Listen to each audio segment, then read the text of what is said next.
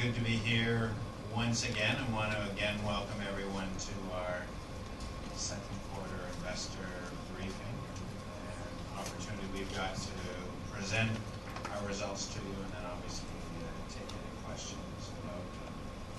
So let me start with the high level, the entire group, and how we have done. For the 6 months ended April 30th, 2011, we're reporting consolidated net income of $5.44 billion, basically on par, marginally lower than last year to date, $5.462 billion. And that translates into the earnings per share that's shown here, $1.69 versus $1.71. Our productivity ratio, again, virtually the same.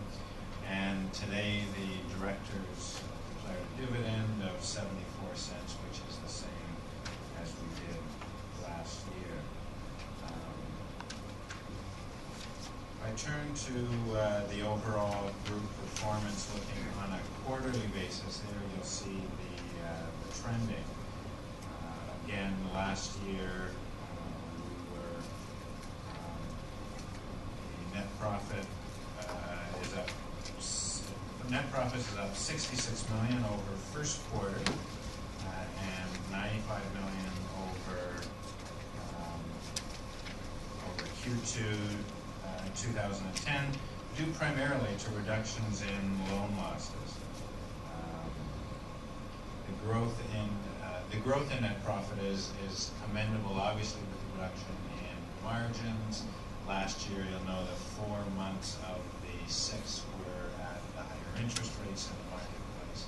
And certainly across the group, we've done a lot of work to make sure that we're managing those margins while growing more aggressively in those areas that are non-interest income producing areas. And as you'll see when we get into the expenses have been managed very, very tightly, and that has allowed us to maintain profitability at basically the same levels across from one year to another, notwithstanding all the changes in the marketplace.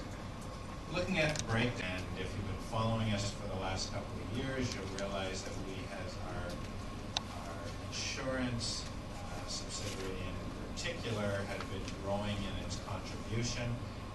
It enjoyed the fact over the last few years that while because of the decline in the economy and the increase in non-performing loans, there was earnings pressure on the banking side. It wasn't facing that.